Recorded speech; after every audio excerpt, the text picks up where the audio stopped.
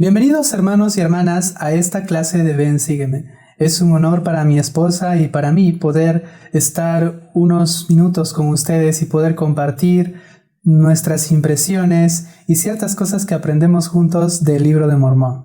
La semana pasada estudiamos los capítulos de Lamán del 7 al 12. En los últimos capítulos vimos que después que la hambruna fue quitada de la tierra, tras la oración que hizo Nefi intercediendo ante el Señor por este pueblo que se había arrepentido, vemos que nuevamente comenzaron a caer en el orgullo y vimos y explicamos un poco sobre este ciclo. El día de hoy vamos a estudiar los capítulos de Lamán 13 al 16, así que comencemos. Capítulo 13. Vemos que en el año 86 los lamanitas continuaban esforzándose por guardar los mandamientos de Dios y los nefitas, en cambio, continuaban cometiendo iniquidades. Entonces sucede una historia inédita en el Libro de Mormón. Un lamanita va a predicarles a los nefitas llamado Samuel. Él fue a predicar el arrepentimiento a este pueblo, pero después de ver mucho rechazo, él opta por regresar a casa, por regresar a su país. En ese camino, en ese trayecto, el Señor le habla y le dice que vuelva otra vez a esta ciudad y predique todas las cosas que sintiera su corazón. Entonces Samuel el lamanita regresó, pero esta vez se subió sobre una muralla y exclamó al pueblo, alzando la mano, y les dijo lo siguiente: «He aquí, yo Samuel, un lamanita, declaro las palabras del Señor que Él pone en mi corazón. He aquí, Él me ha puesto en el corazón que diga a los de este pueblo que la espada de la justicia se cierne sobre ellos, y no pasarán 400 años sin que caiga sobre ellos la espada de la justicia. Sí, una grave destrucción espera a los de este pueblo y ciertamente les sobrevendrá». Les dijo que no iba a pasar más de 400 años para que la justicia, para que la destrucción viniera a este pueblo, a menos que se arrepintieran. En el versículo 7 vemos que todas estas palabras que él les habló a este pueblo se los había declarado un ángel. Entonces dice que estas eran buenas nuevas para su alma. Les dijo que la espada de la justicia, hambre y peste caería sobre este pueblo si no se arrepentían. Pero en el versículo 11 dice que de modo que si se arrepienten y se vuelvan al Señor, nuestro Dios, yo desviaré mi ira, dice el Señor. Sí, así dice el Señor. Benditos son los que se arrepienten y se vuelven a mí, pero ay del que no se arrepienta. Y todo esto, hermano, que estamos viendo hasta este momento ocurre en el año 86. Con respecto, hermanos, al origen de este profeta, no sabemos exactamente, ya que no está explícitamente en las escrituras. Lo que sí, muchos estudiosos, incluidos John Welch, el profesor John Welch, quien es el descubridor de los quiasmos del Libro de Mormón, él postuló de que posiblemente Samuel el lamanita haya sido un converso que se convirtió cuando Nefi y Lehi predicaron. Eso lo vimos en el capítulo de Lamán 5, y vimos cómo se convirtieron muchos lamanitas y cómo es que estos lamanitas posteriormente comienzan a predicar en el año 63 y luego también predican en la Tierra del Norte. Recuerden que este año fue muy importante tras el éxito misional que tuvieron estos dos hermanos, Nefi y Lehi, porque los nefitas y los lamanitas comienzan a ser como una sola nación. Ya comienza a haber intercambio comercial y también intercambio en la predicación. Entonces, hermanos, esta no es la primera vez en que un lamanita viene al pueblo nefita. No, ya anteriormente, en el año 63, estamos en el año 86, aproximadamente 24 años después, vemos a un profeta lamanita regresando a esta ciudad principal. Y hermanos y hermanas, a medida que avancemos estos capítulos, vamos a poder ver ciertos elementos que pueden fortalecer esta teoría de que él haya sido un converso del profeta Nefi. Y como mi esposa contó, el profeta Samuel fue una vez y fue rechazado y el Señor le dijo: regresa.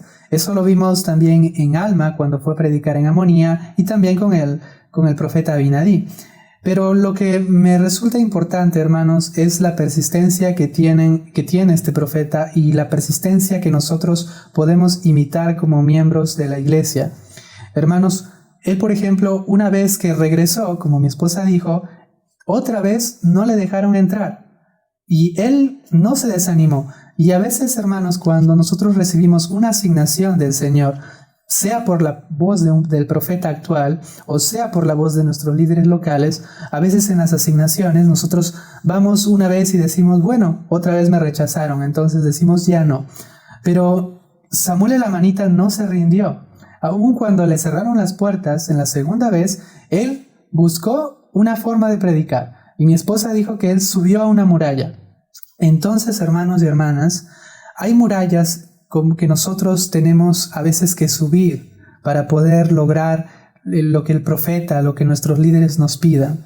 Y esas murallas a veces pueden ser físicas o pueden ser las murallas que las personas ponen en su corazón. La muralla que tiene la ciudad nefita en este caso es el orgullo en su corazón, y por eso que Samuel amanita está en contra de eso. Hermanos, no nos desanimemos. A veces yo, por ejemplo, cuando he visitado a alguien y he visto que no tiene interés, digo, bueno, la verdad esa persona no tiene interés y ya no estoy dispuesto a enseñarlo. Pero luego cuando medito y aprendo de Samuel amanita, digo, no, aún las personas tan inicuas como este pueblo orgulloso nefita merecen una segunda oportunidad, merecen una tercera oportunidad, pero tenemos siempre que buscar la guía del Señor para que Él ponga en el corazón las palabras que debemos decir. Así que, hermanos, no nos rindamos en la primera ni en la segunda, sino confiemos y sigamos la voz de nuestro profeta. Entonces, hermanos, después de que ya Samuel comienza a predicar, comienza a decir en el versículo 12 hacia adelante los famosos ayes de los profetas. Los ayes son lamentaciones que los profetas dan cuando están profetizando alguna calamidad o destrucción que va a sobrevenir. Un ay lo podemos ver en el versículo 12, ay de la ciudad de Zarahemla. Luego podemos ver también otro ay en el versículo 15, ay de la ciudad de Gedeón. Y recordemos que Gedeón antiguamente había sido habitado por grandes pobladores, posiblemente por el pueblo de Limi. Recordemos cuando ellos llegaron a la tierra de Zarahemla. Y vemos muchos ayes, y el profeta Samuel el amanita sobre todo se enfoca en que no se acuerdan del Señor y han puesto su corazón en las riquezas. Y aquí, hermanos, quiero mencionar algo muy importante que dijo Samuel el amanita en el versículo 27 y 28. Que el pueblo nefita recibe a los mensajeros según lo que ellos quieren escuchar. Es decir, si es alguien que va en contra de lo que el pueblo cree o lo que quiere hacer, entonces lo expulsan, se irritan en contra de él. Pero cuando viene un profeta que nos dice lo que queremos escuchar, aunque este sea falso, estamos alegres. Y eso, hermanos, me recuerda a algo que dijo el elder Doug Christofferson en una conferencia general. Lamentablemente, gran parte de la cristiandad moderna no reconoce que Dios haga ninguna exigencia real a los que crean en Él, y lo ven como un mayordomo que atiende a sus necesidades cuando se les solicita, o como un terapeuta cuya función es ayudar a la gente a sentirse bien con ellos mismos. Esa es una perspectiva religiosa que no pretende cambiar vidas.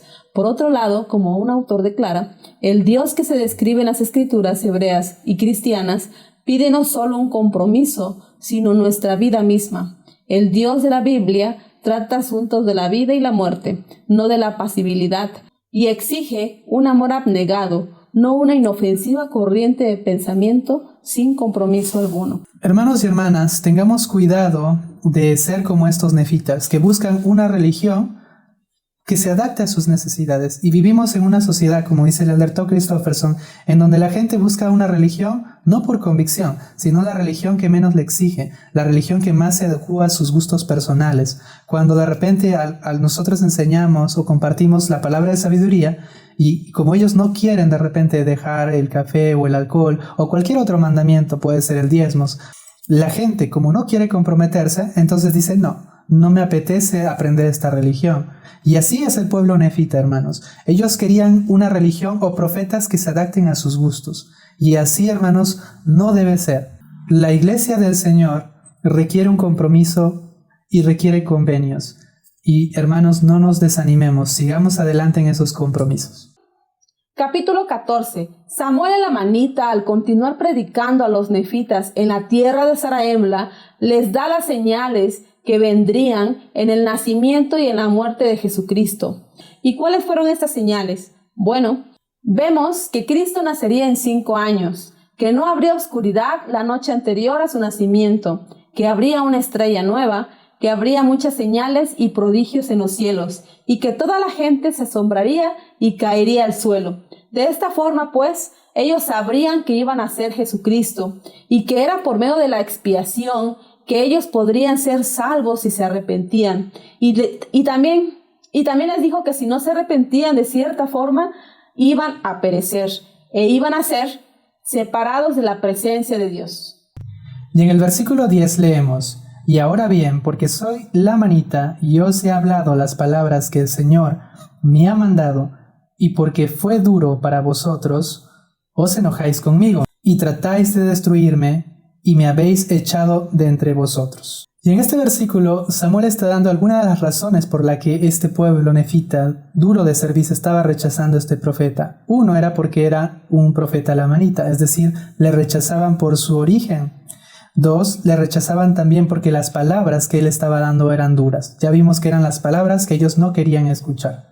Y cuando pienso en esto, hermanos, pienso a veces que nosotros podemos rechazar algunos consejos de algunos hermanos o hermanas o líderes, porque nosotros a veces no vemos solamente lo que ellos nos dicen. A veces vemos de dónde viene o cuál fue su situación, o de repente fue un hermano que en el pasado tuvo errores y cometió algunas fallas en su vida, y nosotros tratamos de justificar, tratamos de rechazar a las personas no por el mensaje, sino de dónde provienen o de su pasado. Tengamos cuidado con eso. Y Samuel el Amanita en el versículo 11 dice la razón por la que él estaba enseñando. Uno, para que ellos sepan los juicios que iban a venir sobre este pueblo si no se arrepentía. Segundo, para que ellos sepan las condiciones del arrepentimiento. Y tercero, para que ellos sepan de la venida de Jesucristo, el Hijo de Dios, el Padre del cielo y de la tierra, creador de todas las cosas. Y este título, hermanos, este nombre largo, es el nombre que usó el rey Benjamín en su gran discurso. Y podemos ver que Samuel el Amanita está al tanto de estos grandes discursos de los profetas anteriores y reyes. Y en el versículo 13 leemos lo siguiente: Y si creéis en su nombre, os arrepentiréis de todos vuestros pecados, para que de ese modo logréis una remisión de ellos por medio de los méritos de él. Hermanos y hermanas, recordemos que la remisión de pecados no es por mérito propio, es por medio de los méritos de Jesucristo. Es gracias a Él, no de nuestros actos, no de nuestro esfuerzo, sino solo por los méritos de Jesucristo. También les explica a Samuel el Amanita que era necesario que Cristo muriera y para que haya una resurrección de los muertos. Eso lo explica en el versículo 15. De cierto tiene que morir para que venga la salvación. A él le corresponde y se hace necesario que muera para efectuar la resurrección de los muertos. Entonces, así como le dio señales de que iban a ser el Cristo, también le dio señales de su muerte. Y estas señales incluyen una escena de cierta forma trágica y catastrófica. ¿Por qué? Porque si en su nacimiento hubo luz, ahora iba a haber oscuridad. Entonces, ¿cuáles fueron esas señales? Vemos que se iba a oscurecer el sol por 3 días, que iba a haber truenos, relámpagos, terremotos, que se resquebrajaría la tierra, grandes tempestades, las montañas serían hechas llanas, los valles se volverían montañas, se destruirían calzadas y ciudades. Los sepulcros se abrirían y resucitarían los santos para enseñar al pueblo. Yo me imagino esta escena, ¿sí? De tal forma de que, sí, en nuestras casas alguna vez se nos ha ido la luz. Yo recuerdo una vez que sucedió en mi hogar y fue demasiado desesperante hasta cierto punto porque no encontrábamos fósforos para encender las velas. Pero una vez que se restableció la luz, pudimos conversar y hasta contar anécdotas con nuestros hijos. Pero cuando no, siempre el miedo se apodera de ellos, de nuestros hijos primeramente, y la incertidumbre de cuándo va a volver la luz. Entonces, si ellos pasaron por estas circunstancias, para mí fue una desesperación, para mí un temblor, una catástrofe, es tan lamentable. Entonces, todas estas señales se dieron por lo mismo, para que ellos supieran que había muerto el Salvador. Hermanos y hermanas, podemos aprender de las señales del nacimiento y de la muerte algo importante con respecto a quién es Jesucristo. Cuando Jesucristo nació, hubo un día y una noche y un día como si fuera un solo día. Es decir, el nacimiento de Cristo se caracterizaba porque había luz. Y Jesucristo, hermanos, es la luz del mundo. Y esa forma de representar, esa señal, no solamente es una señal física, sino es una señal de decirnos que el Hijo de Dios, que la luz de todo el mundo está naciendo. Y cuando Jesucristo murió, hubo 3 días de oscuridad. Y eso es una representación de que un mundo sin Jesucristo, sin el Salvador, sería todo oscuro. Por eso, hermanos, nuestra vida puede ser así. Si tenemos a Jesucristo, vamos a tener luz en nuestra vida. Pero si no está Jesucristo, si nosotros rechazamos la voz de los profetas, nuestra vida va a ser oscuridad porque no está Jesucristo en él. Recuerden que cuando Jesucristo vino acá a América, Él se describió a sí mismo y dijo: yo soy la luz del mundo. De todos los títulos que Él tiene, Él se describió como la luz del mundo. Y aquí podemos ver esas señales: luz en su nacimiento y oscuridad en su muerte. Capítulo 15. Vemos que el Señor, a quien ama, disciplina. En esta ocasión, en este capítulo, vemos que aún las mujeres embarazadas, aún las mujeres con hijos, iban a sufrir a causa de sus pecados, iban a ser hasta de cierta forma atropellados si ellos no se arrepentían, iban a perecer. Entonces, Samuel el amanita les declara que si los nefitas no se arrepentían, iban a ser destruidos. Y también les dice que los lamanitas se iban a prolongar sus días de acuerdo a su constancia en guardar los mandamientos de Dios. El presidente Todd Christofferson dijo que la disciplina divina tiene por lo menos 3 propósitos. 1, persuadirnos al arrepentimiento. 2, purificarnos y santificarnos. Y 3, a veces reorientar nuestro rumbo en la vida hacia lo que Dios sabe que es un mejor camino. Entonces, hermanos, nuevamente lo vimos en la clase pasada, el Señor disciplina o castiga a sus hijos debido a que nos ama. Entonces, aquí el profeta Samuel el amanita está recordando cuán amado había sido este pueblo, porque este había sido un pueblo escogido, había tenido el evangelio, había tenido grandes profetas, grandes reyes también en la antigüedad, y él dice que había aborrecido a los lamanitas. Pero también explica la razón por qué, porque obviamente ellos habían hecho obras malas y habían obrado en iniquidad. Pero ahora Samuel el amanita comienza a decirles que este pueblo ahora es muy justo. En el versículo 5 dice que la mayor parte de los lamanitas se hallan en la senda de su deber y andan con circunspección delante de Dios. Y en el versículo 8 y 9 menciona cómo es que estos lamanitas que se estaban convirtiendo hacían lo mismo que hicieron hace muchos años atrás el pueblo de Antinef y Leí, o el pueblo de Amón, como se le conoció. Ellos enterraban sus armas y dice que eran personas que eran firmes en la fe. Dice, firmes e inmutables en la fe. Y hermanos, entonces podemos ver que el pueblo lamanita es más justo que el pueblo nefita. Y esta descripción se asemeja mucho, esta descripción que está dando Samuel el amanita de su pueblo, se asemeja mucho a la que se describe en el Amán 5. Por eso que, hermanos, mi opinión personal, y coincido con muchos estudiosos, es que Samuel el amanita probablemente era parte de esos conversos que se convirtieron en la predicación de Nefi y Leí. Y también hay otra cosa interesante. ¿Por qué? Porque cuando nosotros revisamos los discursos de este discurso de Samuel el amanita, está mencionando palabras del rey Benjamín, está mencionando palabras de Alma, y hermanos, está usando también palabras del profeta Nefi, que vimos en los capítulos anteriores. Entonces Samuel el amanita está muy familiarizado con las palabras de los profetas. Y si nosotros conjeturamos que Samuel el amanita conocía a Nefi, y que obviamente era un discípulo de Nefi, que era un líder lamanita, era un líder de la iglesia en el territorio lamanita, entonces podemos ver por qué él conoce las palabras de todos los profetas, inclusive el profeta Nefi, que habló hace poco, y podemos entender un poco más del origen de este profeta y por qué él domina las escrituras y las profecías de los profetas nefitas. En el versículo 15 les hizo ver Nefi la importancia de todo lo que les había hablado a este pueblo sobre el nacimiento, sobre la muerte de Cristo. Y les dijo prácticamente de que no podían pecar más porque ya tenían el conocimiento que iba a ser mayor condenación para este pueblo. Y si los lamanitas supieran de todas esas palabras que él les había hablado, iba a ser para salvación porque iban a ser un pueblo más recto. En el versículo 17... les vuelve a recalcar la importancia de arrepentirse para que este pueblo no fuese destruido. En Doctrina y Convenios 82.3 leemos: porque de aquel a quien mucho se da, mucho se requiere, y el que peque contra mayor luz, mayor condenación recibirá. En el 4 dice: pedís revelaciones en mi nombre, y os las concedo, y si no observáis mis palabras que os doy, os hacéis transgresores, y justicia y juicio son el castigo que prescribe mi ley.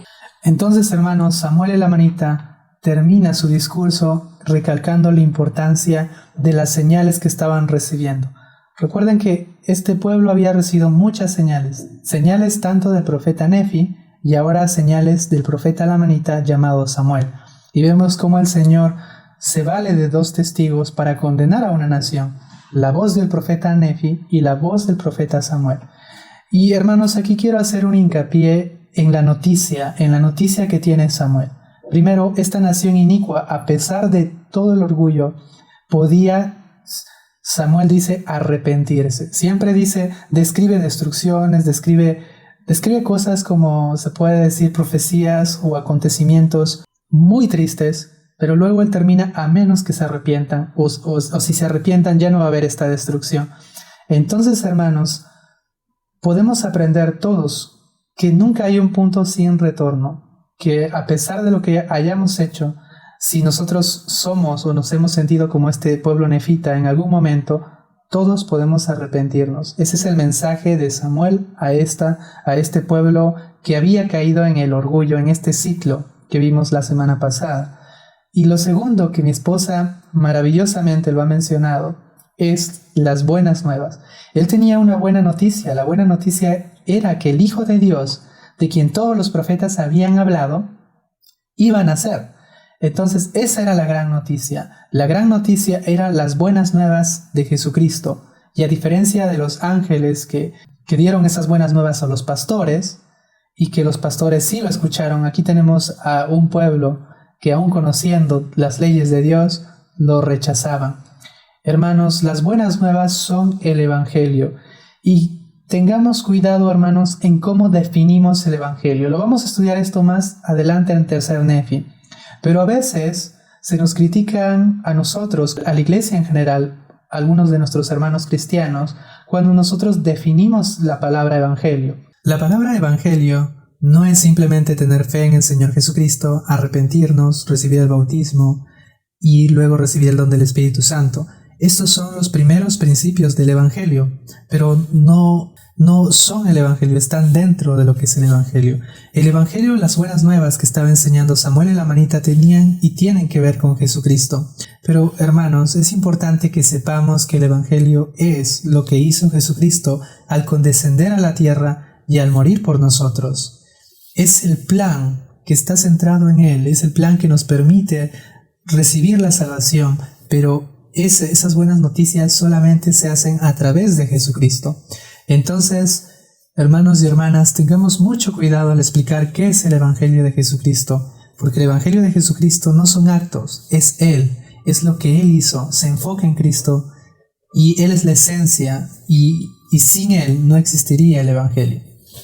Capítulo 16. Después de que Samuel el amanita predica el Evangelio sobre las murallas de la ciudad, vemos que mucha gente buscó a Nefi porque habían creído en las palabras de Samuel.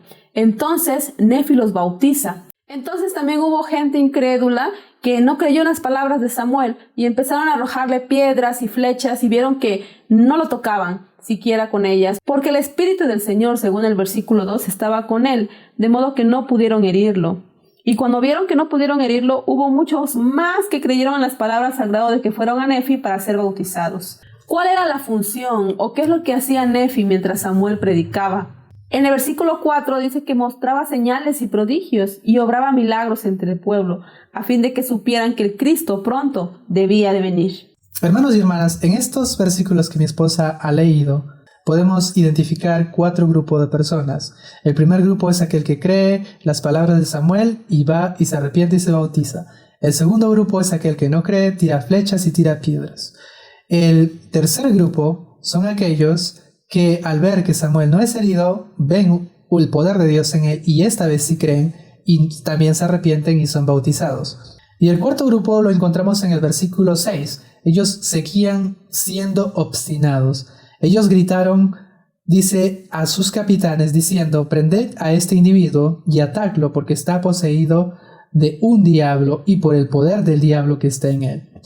Y hermanos, este grupo de personas, este cuarto grupo de personas eran tan duros como lo vemos, que se excusaban diciendo que estos milagros provenían del diablo. Y eso lo dijeron a Jesucristo, eso lo dijeron a muchos profetas en la antigüedad. Siempre las personas, a veces solamente para justificarse o para en realidad no humillarse ante Dios, se justifican diciendo que eso no es de Dios, sino que viene de Satanás. Y en el versículo 7 leemos lo siguiente. Y mientras avanzaban para echarle mano, he aquí, se dejó caer desde la muralla y huyó de sus tierras hasta su propio país y empezó a predicar y a profetizar entre su propio pueblo. Y aquí nunca más se volvió a saber de él entre los nefitas, y así se hallaban los asuntos del pueblo. En la actualidad, hermanos y hermanas, tenemos un profeta que es el presidente Russell M. Nelson. Él es un profeta vidente y revelador. Y él nos da mensajes, al igual que los demás videntes y reveladores que son la primera presidencia y el quórum de los 12 apóstoles. Hermanos, ¿cómo recibimos nosotros las palabras de los profetas? ¿Las creemos e inmediatamente tratamos de aplicarle en nuestras vidas?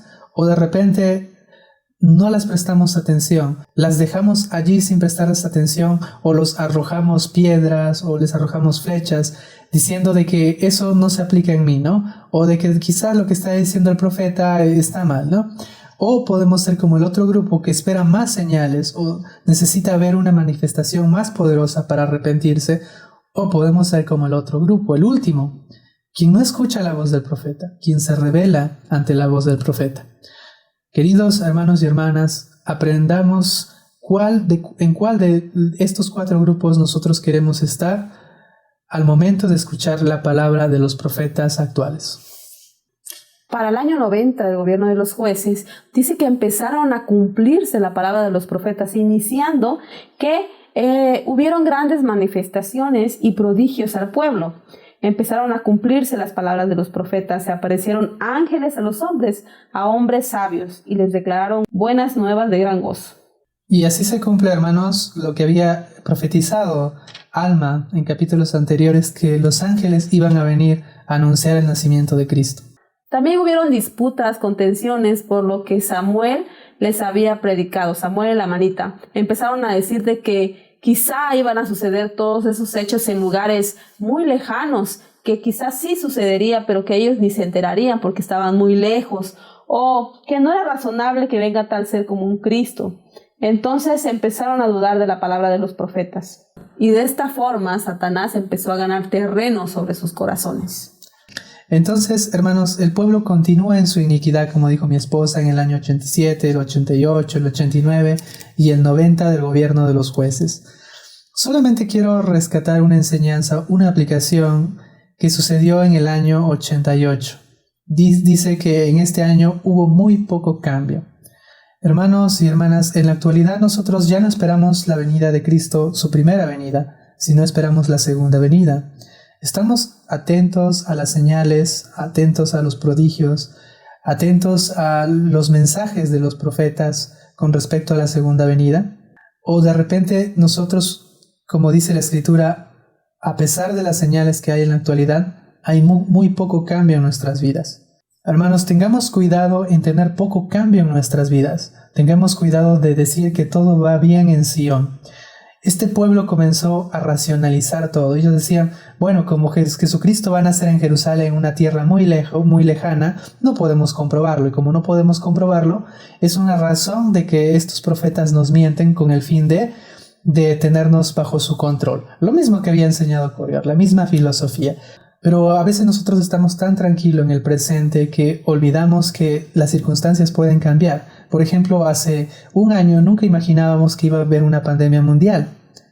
Y esta pandemia surgió de una forma rápida y ha cambiado y ha dañado y ha lastimado a muchas naciones, a muchas personas, a muchas familias. Y así era este pueblo nefita. Ellos decían, estas señales que dan los profetas no van a suceder. Están tan tranquilos que creen que su presente es tan seguro. Como no ven ningún indicio de que va a suceder eso, no creen y racionalizan. Y a veces somos así, hermanos. De repente los profetas dicen, vendrán guerras y rumores de guerras. Pero como decimos, ahorita todo va bien, los países van muy bien. Creemos de que no va a suceder nada. Y vemos que la pandemia se originó de un día para el otro. Nadie sabía que iba a venir. Entonces, hermanos, las señales van a venir.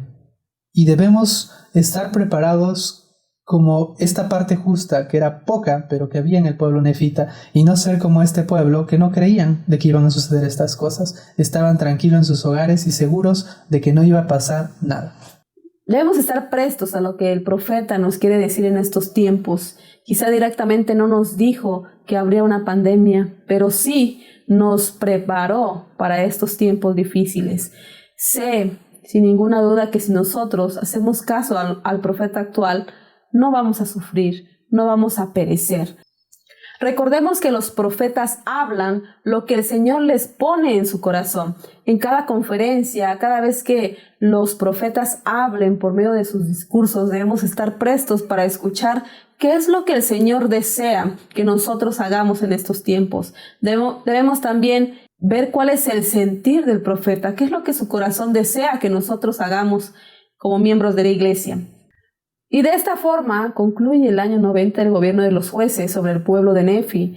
Y de esta forma también terminamos el libro de Lamán. Hermanos y hermanas, recuerden que el mensaje de los profetas antiguos como modernos es el mismo. Es invitarnos a las personas a arrepentirnos. Arrepentirnos es volver al Salvador. Imagínense, hermanos, que ustedes tienen una deuda muy grande, o de repente están muy enfermos y hay alguien que les puede pagar sus deudas o hay alguien que les pueda sanar. Esa es una buena noticia. Ese es el arrepentimiento. El arrepentimiento no es arruinar la fiesta, como dice el doctor Christofferson. Más bien es una invitación que nosotros debemos recibir con gozo. Es el medio por el cual podemos ser librados de nuestras deudas y podemos ser sanados espiritualmente. Recuerden a este profeta Samuel el amanita. Hay muchas cosas que podemos aprender. Y como dijo mi esposa, él siempre decía lo que el Señor ponía en su corazón. El día de hoy hemos querido compartir con ustedes algunas cosas que hemos aprendido mi esposa y yo juntos. Pero lo más importante es lo que el Señor le quiere enseñar a usted de manera individual. Hermanos y hermanas, recordemos que lo que escuchamos a veces en las conferencias generales, en discursos, o ahora que nos están escuchando a nosotros, es un mensaje para todos. Pero lo más importante es lo que el Señor les habla a su corazón. Eso ya no va dirigido para todo el mundo. Eso es un mensaje solo para usted.